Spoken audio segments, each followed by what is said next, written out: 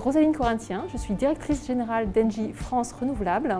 J'ai en charge toutes les activités renouvelables d'Engie en France, depuis l'éolien terrestre, le photovoltaïque, le biométhane, l'hydroélectricité et ce sur toute la chaîne de valeur, c'est-à-dire depuis le développement jusqu'à l'exploitation-maintenance en passant par la construction.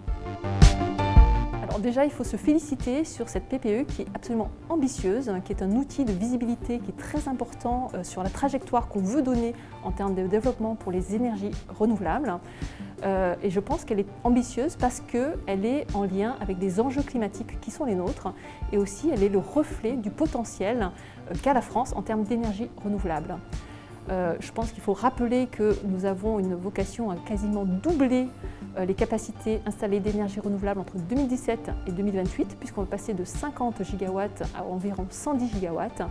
et avec une accélération très significative sur le solaire en particulier, qui va être en termes de capacité multipliée par 6 entre 2017 et 2028.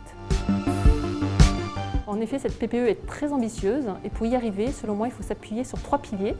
Le pilier des appels d'offres, le pilier relatif au raccordement des ENR sur le réseau et enfin le troisième pilier qui est l'accompagnement de cette trajectoire par l'État français. Si on en revient au sujet du raccordement, le gestionnaire du réseau de transport, qui est RTE, publie un schéma décennal de développement du réseau, qui est un outil très important de visibilité et d'anticipation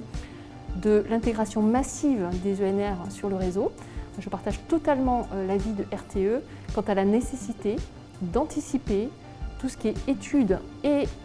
démarches administratives pour intégrer les ouvrages dits structurants qui ne sont pas prévus dans le schéma décennal à travers les travaux de révision du schéma S3R ENR. C'est une condition qui est vraiment très importante pour pouvoir arriver à atteindre l'ambition de la PPE en intégrant les ENR à un coût qui soit maîtrisé.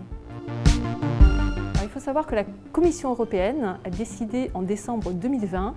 de revoir à la hausse les ambitions de réduction des émissions des gaz à effet de serre, puisqu'aujourd'hui nous avons un objectif qui a été fixé à 55% de réduction des gaz à effet de serre, alors que nous étions jusqu'à présent à 40%.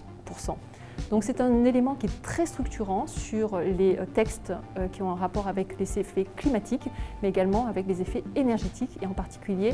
le rôle des énergies renouvelables dans cette loi climat qui est vraiment très importante.